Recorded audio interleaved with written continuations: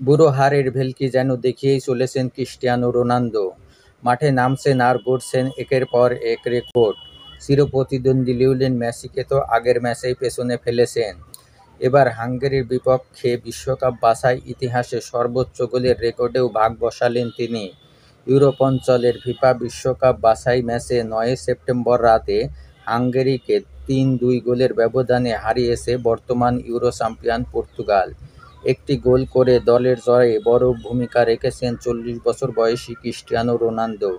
সেই সঙ্গে একটি রেকর্ডেও নাম লিখেছেন তিনি। আন্তর্জাতিক ম্যাচে সর্বোচ্চ গোলের রেকর্ডটি আগে থেকেই তার দখলে। এবার তিনি ভাগ বসালেন ফিফা বিশ্বকাপ বাছাইয়ের সর্বোচ্চ গোলের রেকর্ডে।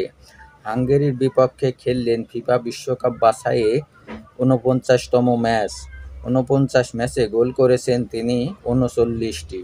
৪৭ ম্যাচে ৩৯ গোল করে আজকের আগে এই রেকর্ডের একক মালিক ছিলেন গুয়েতেমালার তারকা ফুটবলার কার্লোস রুইস। রুইসকে স্পর্শ করার আগে গত ম্যাচেই চিরপ্রতিদ্বন্দ্বী মেসিকে পেছনে ফেলেছেন ক্রিস্টিয়ানো রোনালদো। বিশ্বকাপ বাছাই পর্বে ৭২ ম্যাচ খেলা আর্জেন্টাইন মহাতারকা লিওনেল মেসির গোল সংখ্যা ৩৬টি। কার্লোস রুইসকে ছাড়িয়ে যাওয়ার সুযোগও পাচ্ছেন ক্রিস্টিয়ানো রোনালদো, কারণ বিশ্বকাপ বাছাইয়ে ক্রিস্টিয়ানো রোনালদোর হাতে রয়েছে এখনও ৪টি ম্যাচ।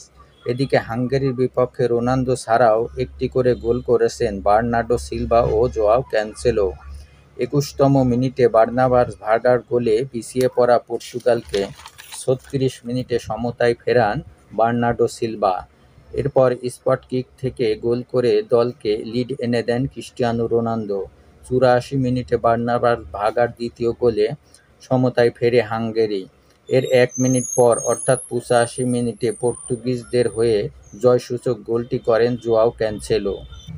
আর এতেই ৩-০ গোলের জয় নিয়ে মাঠ ছাড়ে বর্তমান ইউরো চ্যাম্পিয়ন ক্রিস্টিয়ানো রোনালদোর পর্তুগাল।